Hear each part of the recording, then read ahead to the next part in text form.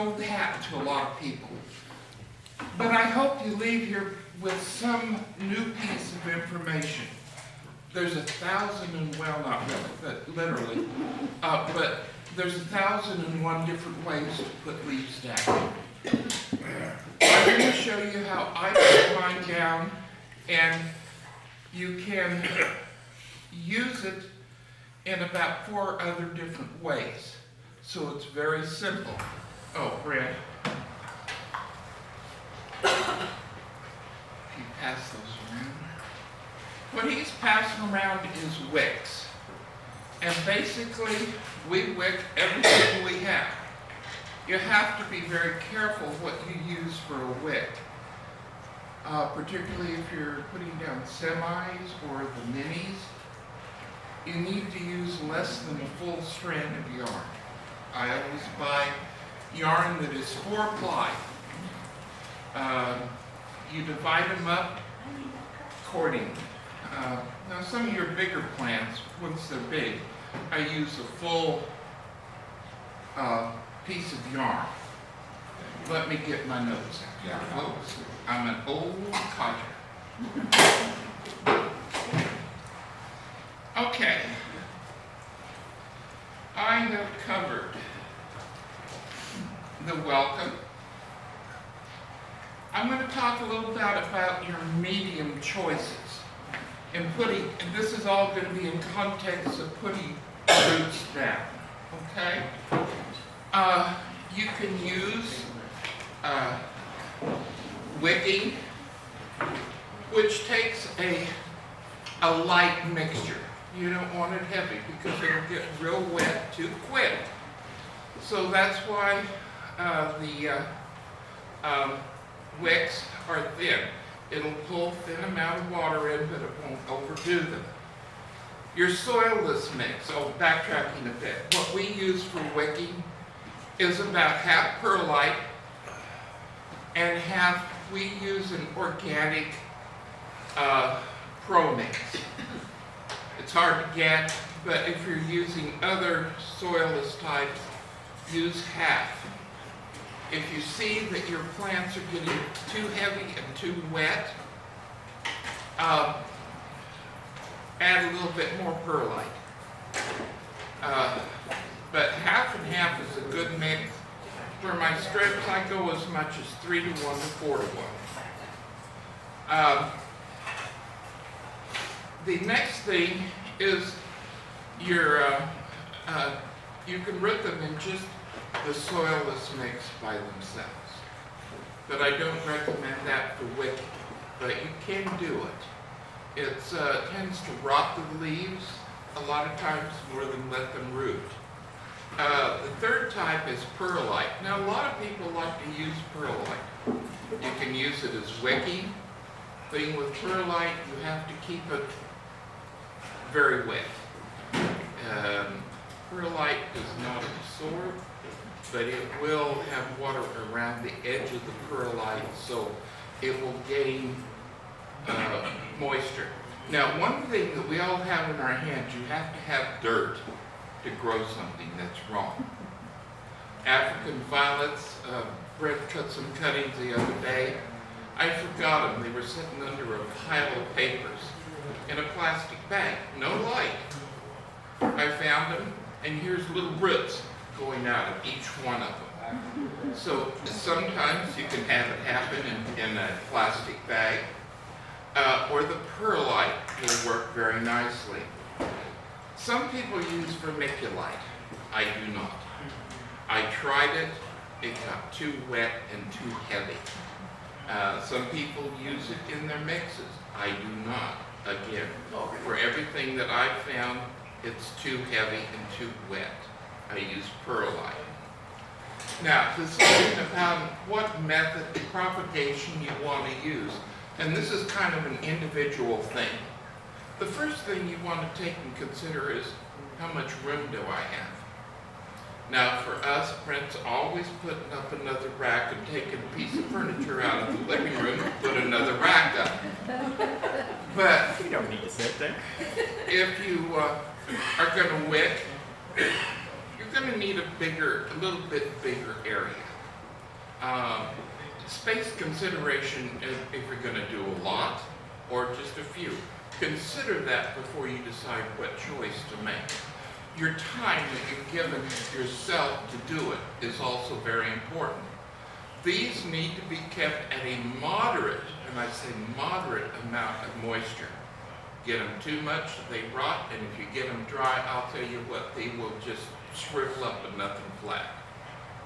So you want to keep them at a moderate level. And it's up to you to try to decide what different method of propagation you want to use. Some of the ones that I use, some of these all the time. One is the wick, which you have right here, a little pot with a wick in it, okay? A bag. A lot of people use this and hook them to wraps around the edge. You put soil in the bottom and you put your leaf in it. Just putting your cup in a bag. I used to use the cup, put the soilless mix in the bag and hang it up. Those two methods, the bag and your cup, requires that your soil mixture is at a correct level of soil or water. And you have to mix your mix in a bowl, in a whatever. And you take your water meter, because it will not measure them in the cups. I have tried all sorts of water meters. It will not work. You have to measure it outside before you put it in. And you want to push it down a little bit because it will not give you a good reading. And it has to be between 3.5 and 4. So if you're going to use the bag method, make sure that your soil is at that level before you start. If you put too much in, it'll rot in there. If you don't put enough in, again, they won't go anywhere. Now you're going to want to see a little humidity inside your bag. But if you see water down at the bottom, you've got too much water in it or it's making too much water. I have seen them with water at the bottom and being just as dry as can be.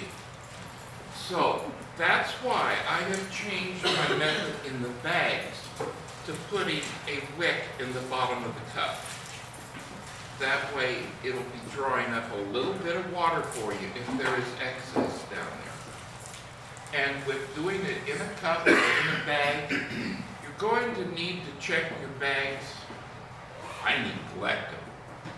I put them under a cabinet sometimes and I forget they're there.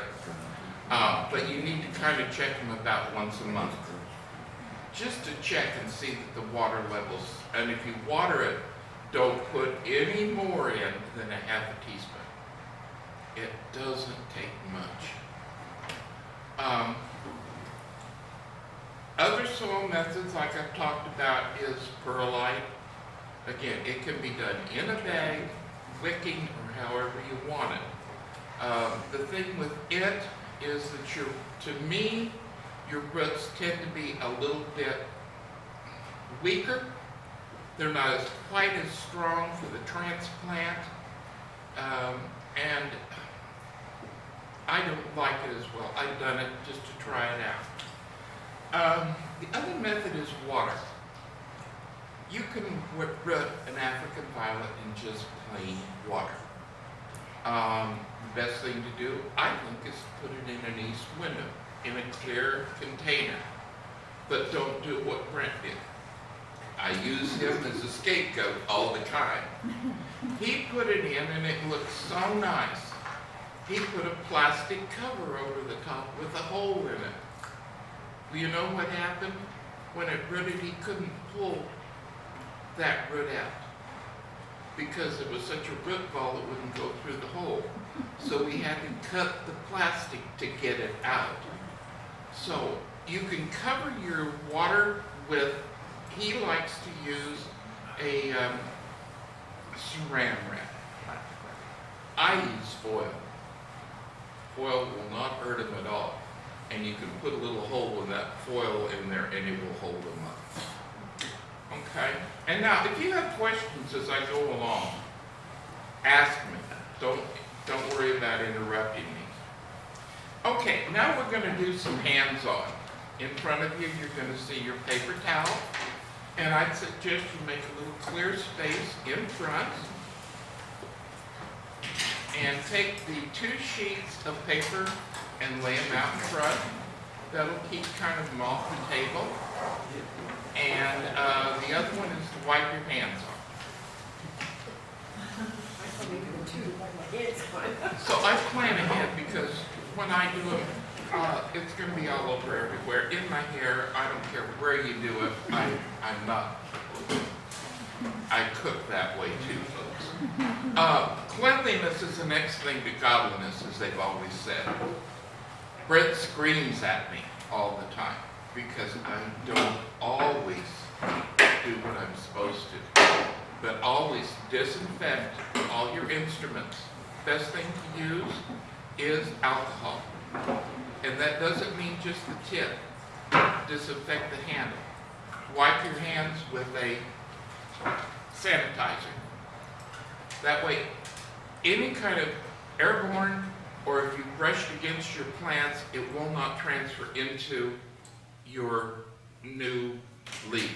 Very seldom does it. Most of the insects that you have do not like just the leaves. They want to go for the crown and the root where it's juicier.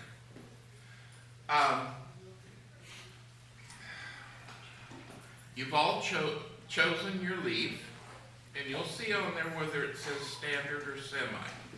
There are 2 types of containers that we use, and again, we wick water all of ours. Levon has a little one, if you hold it up there, the container. I know it's small, but have you ever been in a huge room and you were all by yourself? You just didn't know what to do. And that's what the roots on your plant feel like when they get into a big container. That's why everybody says, always repot up the next size. Just because it's big and doing good, don't put it in a big pot. It says, where do I grow? How do I fill this? And it takes, I think they think, I really do, because it takes all of its thought process in trying to figure out how to grow and takes it away from the actual growth. So these little pots, small as they are, work wonderfully.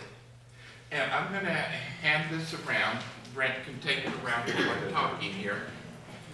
And take one of these. The level of dirt. In the little ones, I fill them about 3/4 full. Too full. It isn't important on the depth of them. They will, what's wrong? Huh? Oh, you need to put the wicks in. Whole wick goes right through. Some people tie the wick in the end, and if you have trouble doing it, I've got crochet hooks here. They work wonderfully for pulling them through. I do not like to tie a knot in the end of them. It does make them more secure.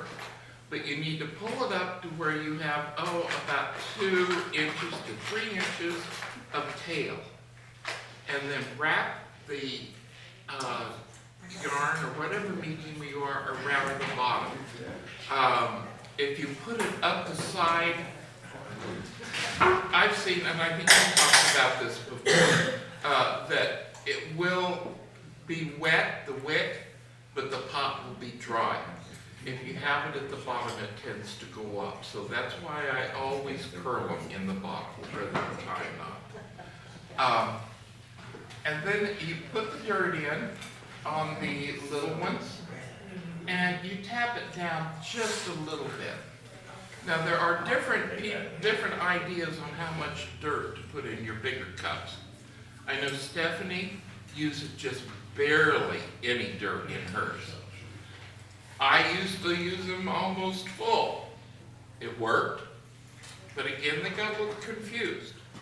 I kind of do like what Stephanie does, but I cut it down to about half. I feel like I can monitor the moisture a little better if it's half in there. So after you get your dirt in there, let me see here.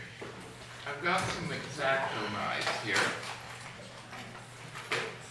And if you promise not to kill the person next door,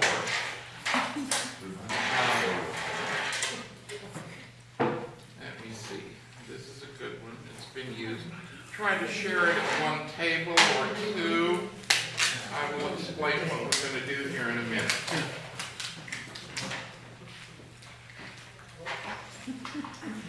There's one. That's an old one. It's not very sharp. This one's really sharp. Red. Now you can take the leaf out at this point, and hold on, Yvonne. I'm going to teach you a little something here. Brent, where are the extra leaves? Would you get me a standard? It's easier for them to see.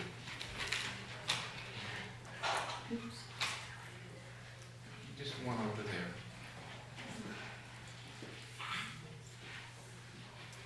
Now, some people will just put them in the way they are, but I like to do something different. Two things that two growers taught me. First thing, when you cut it, you don't just cut it off and show a new edge. You cut it about 1 inch to 1.5 inches below on a standard. On your minis, you're not going to have a lot, so about 3/4 of an inch. But you slowly and carefully cut them at a 45-degree angle. I don't think you could probably see that. Facing to the back or to the front? Pardon? Facing to the back or to the front? It really doesn't make any difference, but I usually do it to the front. The idea is to expose more of the leaf or the stem to the dirt, because that's where it's going to root. It's not going to root up in here. It's going to root down at the bottom. Now, another grower told me if you take your knife, you have to be very careful. If you'll take it on the edge and support it with your finger, just lightly scratch it on the other side. Just enough to remove the harder layer of the outside. Gives it another area to grow. If anybody wants to look at this leaf, I'll be glad to bring it around. Let me show you.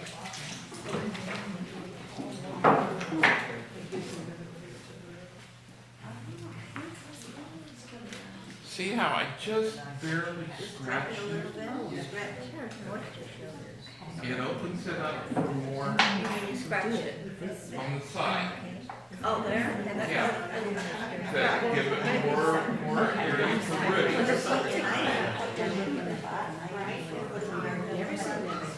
Yeah. So that's all I have. I do too, but he's got a different method. We're done. Okay.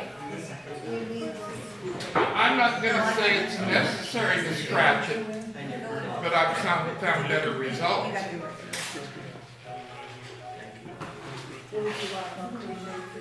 Huh? I'll crochet for you. What would you like? I need a needle. Do you all have the X-Acto knife up there? Yeah, it's got. Oh, are you gonna? Now you're going to have a hard time doing that side cut. Yeah, I may leave mine tomorrow. Mine's a little bit like this. I don't want it. Oh, I could put it in here, I guess. I hate dropping these over the tires. I hope you're learning on this. I know it's old fast, but I'm always learning new tricks. This is that. Just happened to be the second thing I did.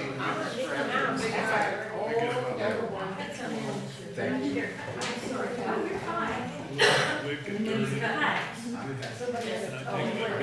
That was copyrighted by Hans Imhon, and it was, he did that one and everything. He passed away, so I Hans Imhon, oh yeah. I'll go to the That one, everything. I've got big rings. Oh, it's making sure it's okay, maybe. Yeah, I like the hot words, but I don't like Your registration date?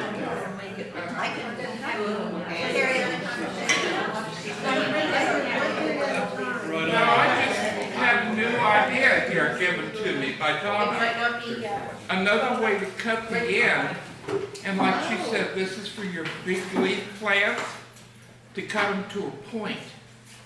That way they will come up on both sides. And that's kind of what I'm doing with this side and that, but it's a good idea to do it the other way too. Try them both ways. We're not supposed to put them in here, right? Okay, now, a lot of people will just insert their leaf, jam it into the pot. I don't like to do that. Where all my stir sticks went. Do you need some? Little stir Is this about the wetness that you have, that you Okay, that one, now she brought up a good point. At this point, you have your dirt in there.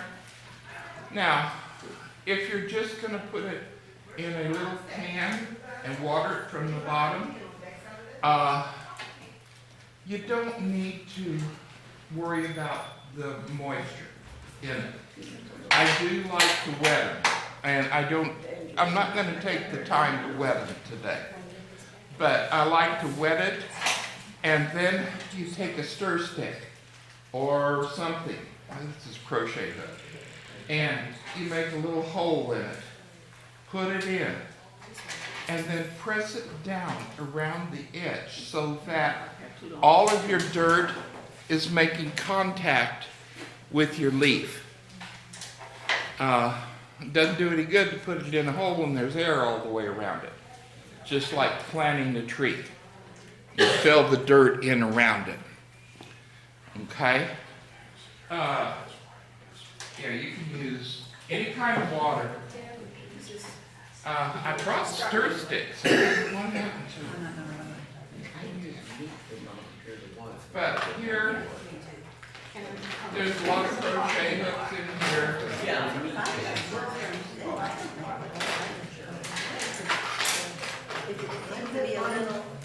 There's another tack. Has everybody got theirs cut? Okay. You can use a pair of I tweezers set it to on make your hole. paper towel when it comes out, and I know it's got enough in there. Yeah, that's why I have the paper towel. If you need something to make a hole, There's some little stir sticks in there. I can do those. okay. Yes. And the water fountain on there, because that's what I did last time. Okay. She brought up a good point here. How do I put it in? A lot of people think you put it in this way. I found out that that isn't the best way. If you put it straight up and down, you'll have better luck. Anytime your leaf touches anything, it has a good chance of starting to rot in that area. If it just be a little humidity get to it, but if you keep it as upright as you possibly can. Now the big leaves, hard to do.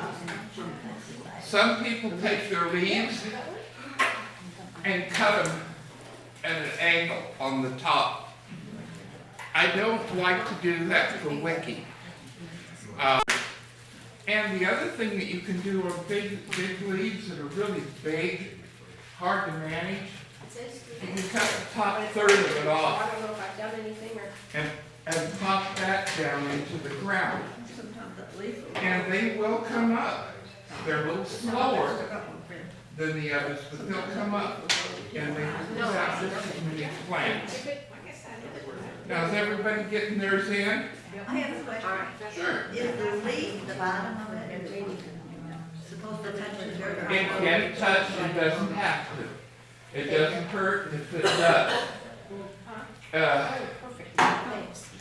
You want to put as much of the stem as you can into the dirt. You don't want to put a little bit of dirt and have this much stem. Yes. That was my question, Steve. Sure. So how deep you put the stem in? That's what she just asked. The deeper you put it in, the longer it will. No. You've got a long stem. I would have cut it a little shorter. And then it will go in a little deeper. But it can touch the bottom, it's not gonna hurt. And, that answer your question, how deep? The only thing you don't want to do on your leaf is to put the bottom of your leaf in the dirt. That will tend to rot right away. Try to keep it up. Any questions?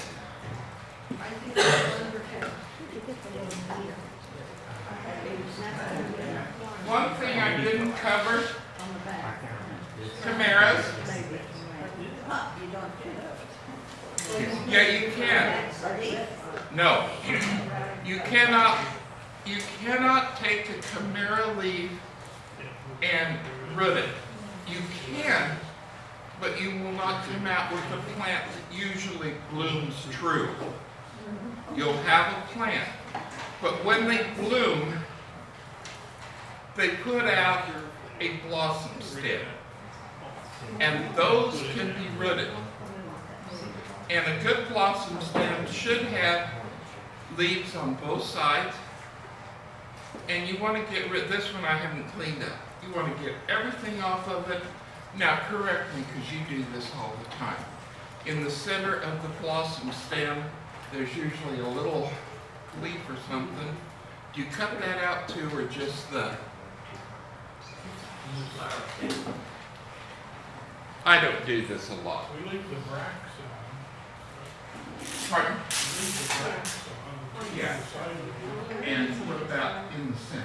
Did you do anything to clean that up? That's why. Okay. I left mine in the bag, and they said I get home, I'll take my stuff and run it out.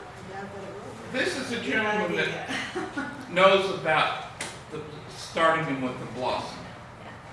And I have been told that you put it right up to there in the dirt. Is that correct? Okay. I have better luck. You just stick it in. Actually, it's better if you don't take it off the plant. Yeah, absolutely. Just cut the blocks Just cut, off. yeah, Take the blossoms off and leave them on the plant. yeah. Don't they dry up? No, Some of them, some of the them. block is gone. You Okay. Now, they said that you could leave your blossom stems on. I don't have much luck. They always dry up for me. But I have rooted, putting them into the rooting medium, just like any other leaf. And that's how you reproduce from there. Or suckers. That's the only two ways you're going to get the bear. Okay. Well, you've got plants at home.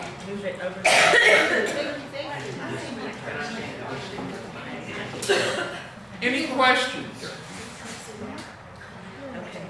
I hope some of you have learned something. I gained this knowledge not from one person, but I know from at least 5 in this club, and multiple people outside. Yes, Steve, I've always put some little bit of dirt in and then he said did my, I